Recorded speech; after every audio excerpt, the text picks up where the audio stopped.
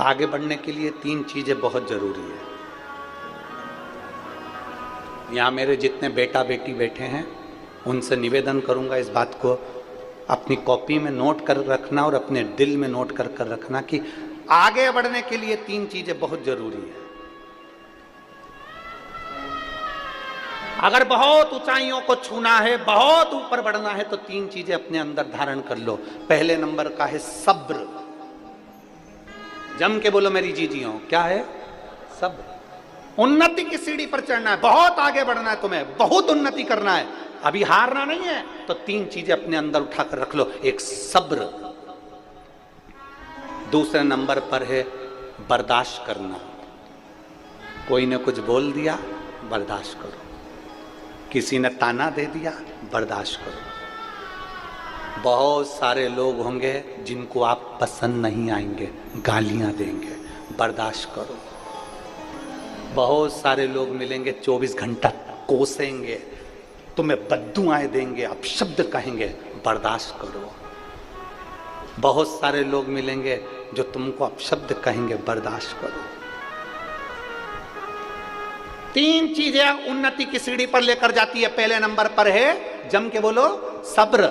दूसरे नंबर पर है, जम के बोलो, बर्दाश्त करना। और तीसरे नंबर पर है नजरअंदाज करना। ये तीसरे नंबर पर है, नजरअंदाज करना, इग्नोर, नजरअंदाज कर दो। कोई कुछ बोल रहा है ना, उसको ध्यान मत दीजिए, इग्नोर कर दो, नजरअंदाज कर दो। कीचड़ में भिड़ा हुआ कुत्ता तुम्हें दिख रहा है कि नहीं दिख रहा? अरे बोलो, एक कीचड़ में भिड़ा हुआ कुत्ता तुम्हें नजर आ रहा है तो समझदारी किसको कहेंगे? कुत्ते के पास में चले जा। अरे बोलो तो जम के, नहीं, समझदारी किसको कहेंगे? कीचड़ में भिड़ा हुआ कुत्ता दिख रहा है तो थोड़ी दूरी बनाकर चलो, थोड़ी दूरी बना लो, क्योंकि वो तो कुत्ता है, तुम तो समझदार हो। वो तो कुत्ता है, कीचड़ में भिड़ा हुआ है, भौंकेगा भी, अपशब्द कहेगा भी, ताने देगा भी, पर तुम तो इंसान हो, तुम तो मनुष्य हो, नजरअंदाज कर दो। 3 चीजें मनुष्य को ऊपर तक लेकर जाती है। मेरे बेटा बेटियों, मेरी युवान बेटियां जितनी यहां बैठी है, जितने युवान बेटा बैठे हैं, मैं उनसे कहना चाहूंगा, आप कुछ भी मानो, चाहे गुरु मानो, चाहे ना मानो, चाहे मामा मानो, चाहे ना मानो, चाहे भाई मानो, चाहे ना मानो, चाहे जो मानो, मैं आपसे कहना चाहूंगा, अगर बढ़ना है आगे तो 3 चीजें अपने अंदर उतार रख लो। पहले नंबर पर जम के बोलो, जरा सब बोलो, सब्र। दूसरे नंबर पर बर्दाश्त करना सीख लो।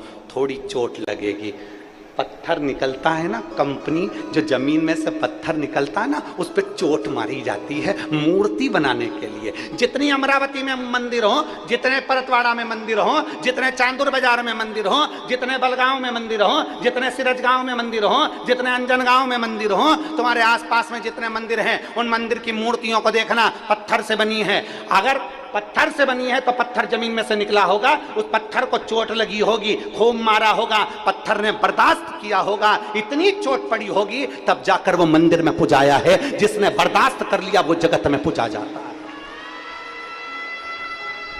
जो पत्थर को चोट मारी जाए और पत्थर टूट जाता है, वो मूर्ति नहीं बनता, फिर फर्श बनता है, जमीन पर लगता है, उस पर लोग थूकते हैं, गंदगी करते हैं, जूता रखते हैं, पांव रखते हैं। जिसने चोट को सहन कर लिया, बर्दाश्त कर लिया, पहले चोट लगेगी, घर के लोग चिल्लाएंगे, अपशब्द कहेंगे, माँ चिल्लाएगी, पिता चिल्लाएंगे, भाई चिल्लाएगा, बंधु चिल्लाएंगे, दुनिया के लोग चिल्लाएंगे, तुम उसको बर्दाश्त करते चलो, करते चलो, क्योंकि इतने कट्ठे बन जाओगे कि तुम्हें तराशने वाला इतना तराश देगा, फिर मंदिर में पूजे जाओगे, तुम्हारे ऊपर जूता नहीं रखाएगा, फूल रखाएगा। तुम्हारे ऊपर जूता नहीं रखाएगा, तुम्हारे ऊपर फूल रखाएगा, बेलपत्र रखाएगी, तराशा जाएगा तुमको। तो 3 चीजें अपने अंदर उतार कर रख लो। अगर उन्नति की सीढ़ी पर बढ़ना है, बहुत आगे बढ़ना है, तो 3 चीजें अपने अंदर हो। फिर से बोलेंगे, पहले नंबर पर सब्र, दूसरे नंबर पर बर्दाश्त, और तीसरे नंबर पर नजर अंदाज कर दो, इग्नोर मत देखो, मत बोलो, कोई तुमको कुछ भी कहे उसकी ओर देखना भी नहीं है। हमें यही मानकर चलना है कि हमें हमारी मंजिल तक पहुंचना है। यहाँ तक आते हो ना मेरी जीजियों, कथा के स्थल तक आते हो, कथा के पंडाल तक आते हो ना, रास्ते में तुम्हारी पहचान वाली के बहुत सारों के घर पड़ते हैं। बोलो सही है कि गलत है?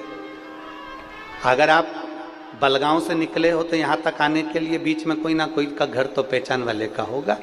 सिरज गांव से निकले तो पहचान वाले का घर तो होगा, अंजन गांव से निकले तो घर तो होगा, और अमरावती से निकले तो बीच में कहीं ना कहीं तुम्हारा पहचान वाले का घर तो होगा, और परतवाड़ा वाले भी अपने घर से निकल रहे हैं तो रास्ते में किसी ना किसी पहचान वाली का घर तो होगा। पर तुम समझदार हो, तुम्हें मालूम है 9:30 बजे कथा का समय है, मुझे टाइम पर मंजिल पर पहुंचना है। अगर मैं इसके यहाँ रुक गई ना तो मेरा समय बर्बाद हो जाएगा। मैं भले बाद में आ जाऊंगी, इसको तो मैं बाद में देख लूंगी, पर मैं अभी नहीं रुकूंगी, क्योंकि मुझे मंजिल तक पहुंचना है, मुझे कथा तक पहुंचना है। कथा तक पहुंचना है तो तुम किसी रिश्तेदार के नहीं रुके, इग्नोर कर दिया, नजरअंदाज कर दिया। घर भी था, चाहती तो रुक जाती, 2 गिलास चाय पी के आती, थोड़ा बहुत खाकरा भी खा के आ जाती, वो हो सकता था भाकर बड़ी भी मिल जाए।